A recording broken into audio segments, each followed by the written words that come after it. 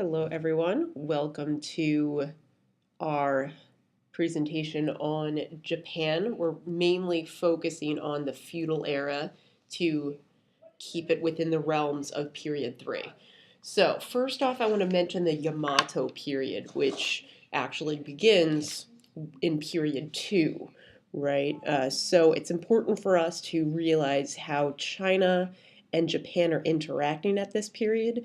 If you remember from our discussions on China in the Tang and Song dynasty, you may remember that China referred to itself as the Middle Kingdom, which suggests that the Chinese believed that they were in the center of the world and everyone should revolve around them.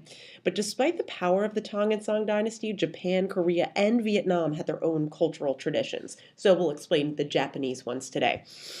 China is still very highly influential over its neighbors, and other South Asian societies find themselves more forced to adapt to the rise of China and to grapple with the changes that China's predominance brings to their lands.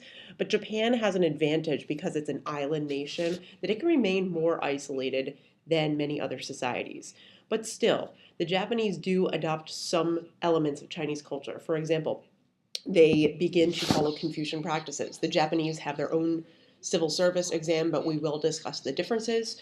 It adopts a written character system that's similar to Chinese. However, the spoken Japanese language is very different.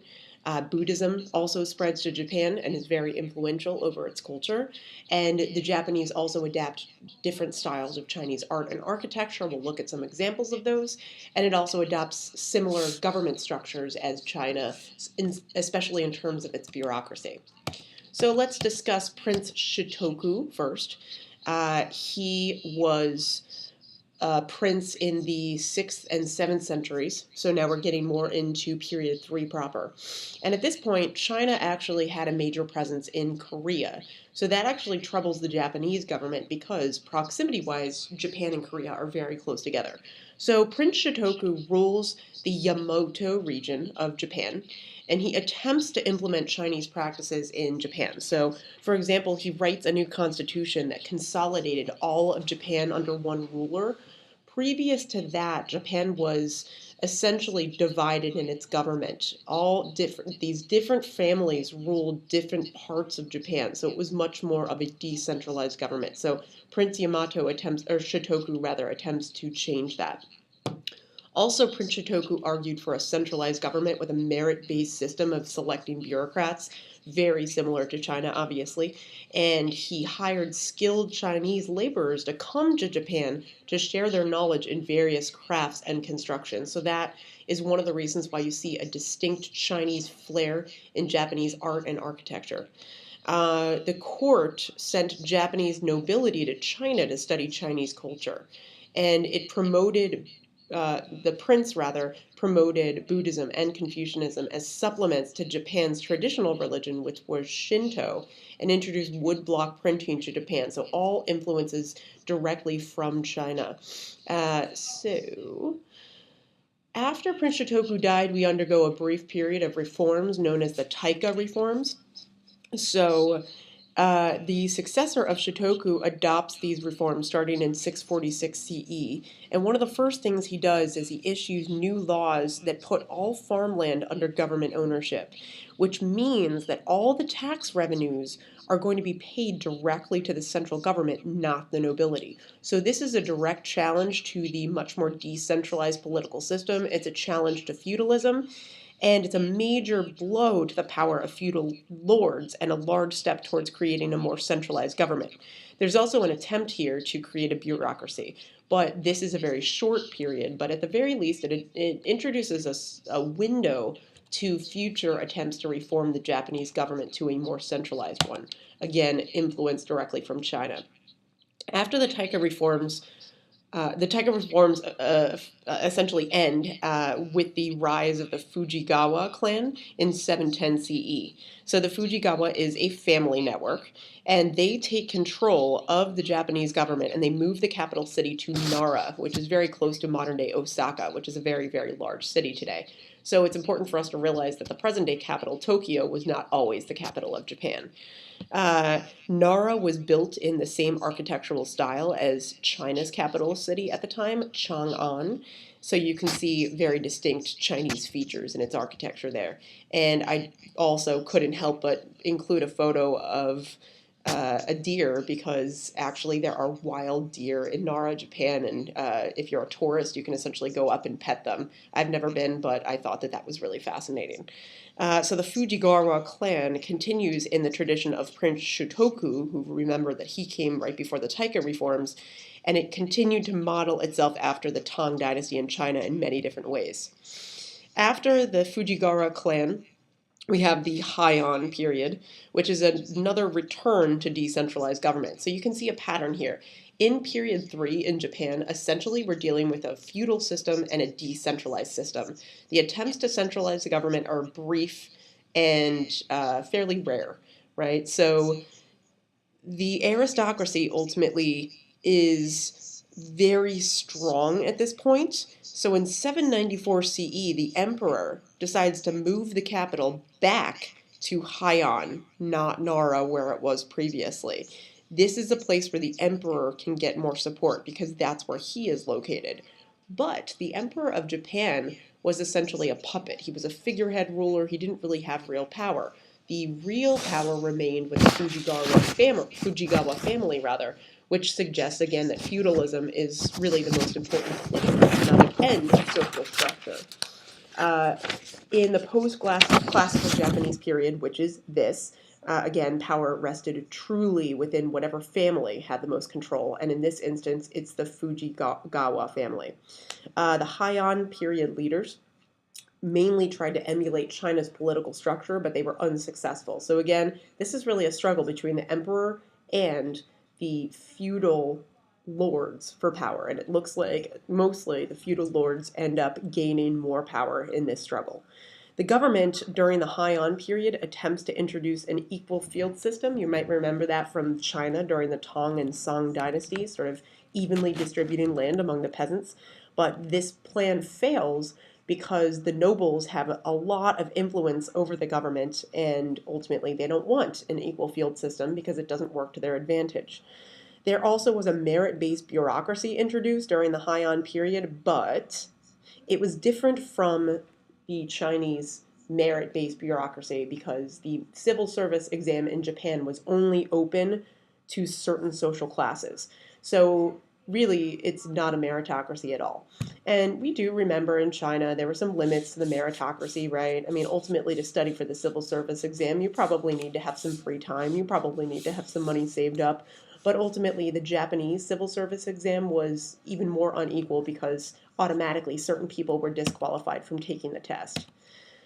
In the Heian period, again, I know this is somewhat redundant, but we do see that it adapts some of the same cultural practices as the Chinese. They adopt a character system, which is similar to Chinese, although the spoken language is very, very different. They also adopt Chinese styles in their art. We'll look at some examples soon. And they adopt Buddhism. However, they adopt something called Zen Buddhism, which is different from Chinese Buddhism and Indian Buddhism. And I'll explain that in just a few moments. And again, just as a reminder, they adopt a civil service exam, but not the same as the Chinese. Okay, more things about the Heian period. So, the Heian period is characterized by continued growth among the nobility, right? They tend to gain more and more land. We could actually compare this to the Roman latifundias, if you remember that from period 2. Also, this is a real golden age for Japan. Arts and literature flourish, so we know for sure that that is certainly a good thing for especially the wealthy in Japan.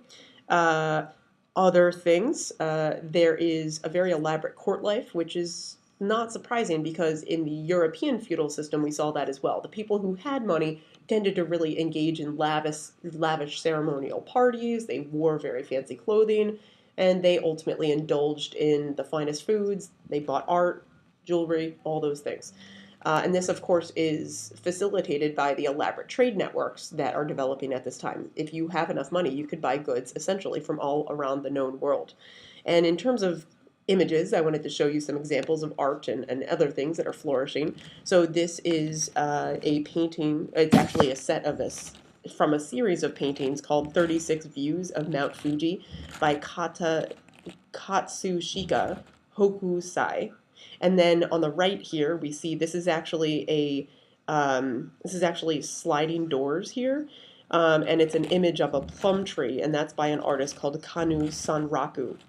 And then on the upper right, this is a traditional court dress during the Heian period. So again, you see that the nobles that actually attend court are very elaborately dressed.